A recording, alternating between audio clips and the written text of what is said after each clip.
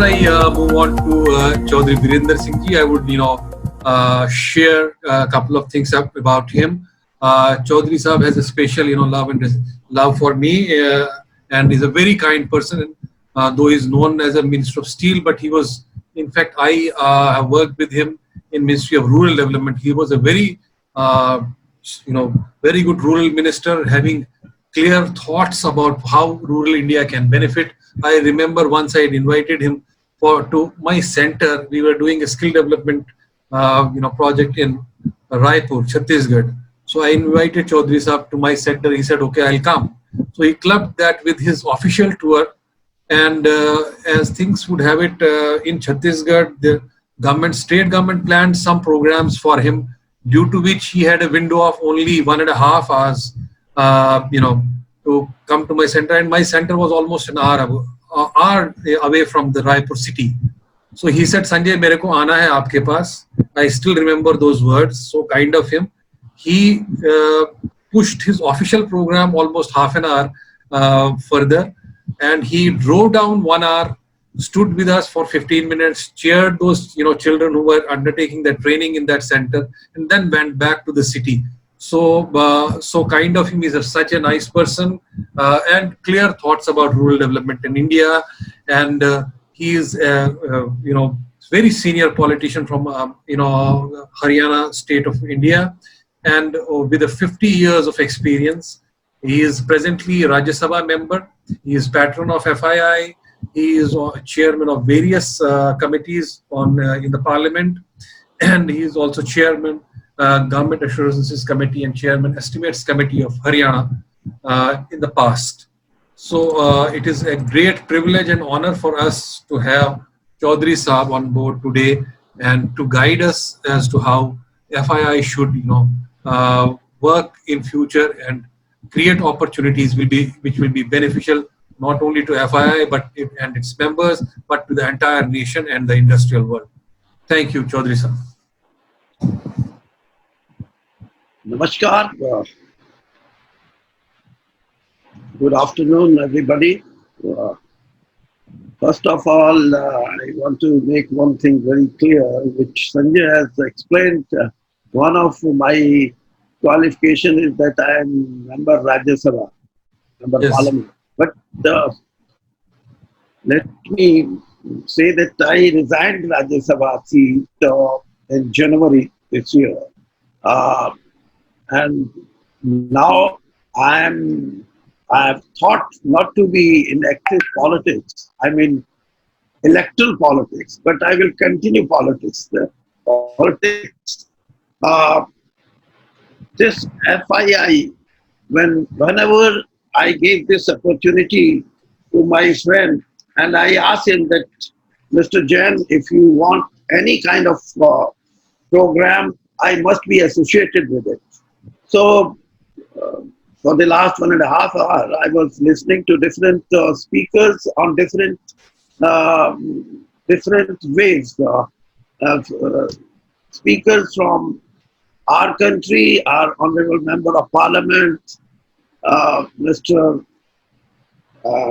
Godard, Kotak, and all youngsters, and also from New Zealand and UK. If I say that I may be different than what has been debated or what has been discussed, I was going through one of the chapters, but when I listened, Mr. Godard, that lot of people were on the roads of India. They were called migrant laborer or migrant worker.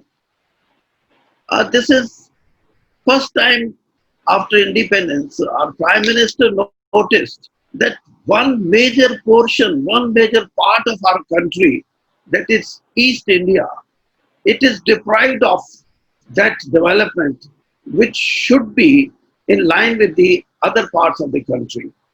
So there I can see that the migration of population is not because of some green posture they find, but because they don't have any work in that part of the country. So they left. They came to some industrial places, some industrial areas, or even their green revolution was a success. To I would divide this into two uh, portion. One is the very simple that this 100-year cycle of pandemic must be when we can see the history. At least last 400 years, we could see three pandemic with uh, diseases or virus, and this is fourth one. So before industrial revolution, one could say that the science and especially the allopathy was not of that standard. But now with this advancement, allopathy still, when we talk of the virus, when we talk of vaccine, everybody has the same view that it is not possible, it is not known what kind of medicine at least would be available, or virus, how virus would go. So my what I feel is that after Spanish flu, uh, the scientists or the modern world scientists should have known this, and this is causing problem. But one advantage is also there, that the entire world is on one platform. When Second World War was over, then the entire world was of this, that let there be peace, and the United Nations was formed.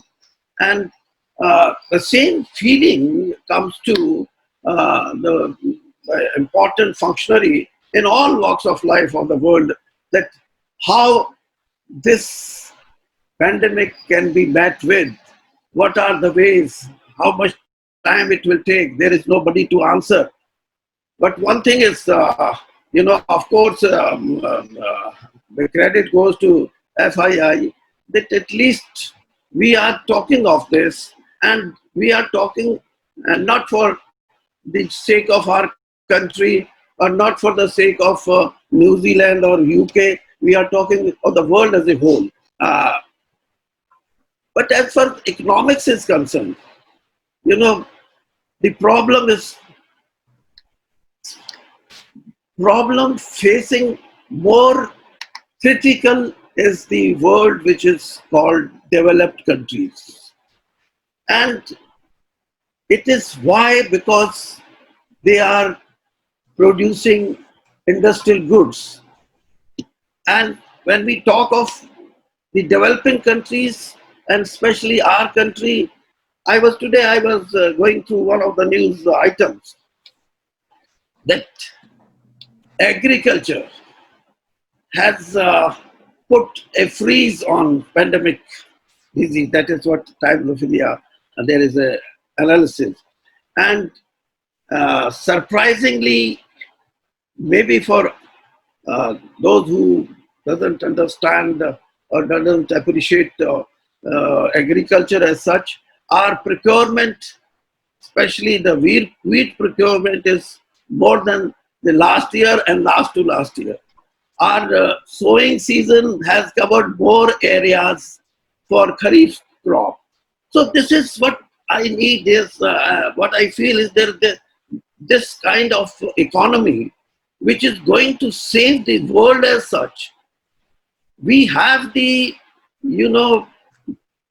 food grain for 2 years together. And if the world is to be fed by vegetables, by fruits, and by coarse grains, India can feed at least 10% of the world population, including India as such.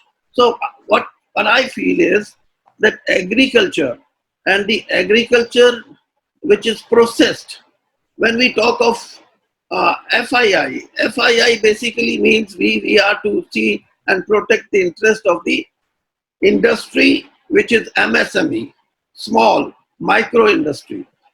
And simultaneously, if we can distinguish between agriculture produce industry and the other industry, then the economy of the 60% of population, which is rural India, which is based on agriculture, that can undergo a great change. There, then the migration, which Mr. Podar made a mention, which can create problems, which has already created problems. It is Prime Minister's, thoughtfulness that he could make out from the very beginning that let there be a lockdown, let there be no movement of the migrated population. But ultimately, this can only happen when everyone who is staying at his own place gets sufficient to eat, sufficient to earn, sufficient to fall back. So, so this is how I think we can fight with this pandemic of corona. And fighting a pandemic of corona is what has been told is it will be a way of life. But way of life doesn't mean that so sharply or so quickly we will be diverting our lifestyle, which is today with us. So that way, I would say that the economy of the country may not be stable because impact of pandemic is so much, but it will take time. And what I would say that let us think some common points where we can get together, where we can put our heads together and find out the normal way to improve our economy, not of India's economy, but the world as such. And I hope kind of efforts were made earlier by FII, and still we are making those efforts. And I'm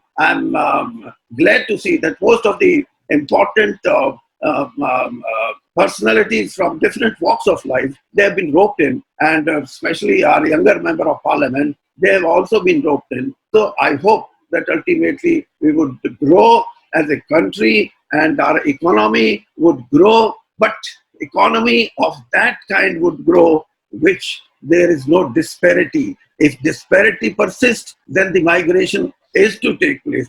But the way Prime Minister has handled and our futurist plan should be, then I don't think that this stabilization of and stoppage of migration would give a new way to our population, our people. And I hope this effort of today would also go a big way. Thank you very much.